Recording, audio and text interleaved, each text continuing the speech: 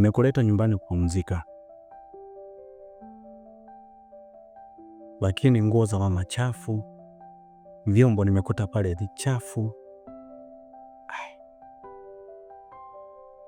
Ina maana wewe huwezi kufanya kazi za nyumbani sasa? Lakini ndeola kitu gani? Yaani upo tu nyumbani, hamna kazi yote unafanya. Nisingekuwa napigiwa hata hizo simu basi za malalamiko hapa nyumbani. Upo tu, umekulia malezi gani wewe? Kulia familia gani? Mwanamke gani wewe?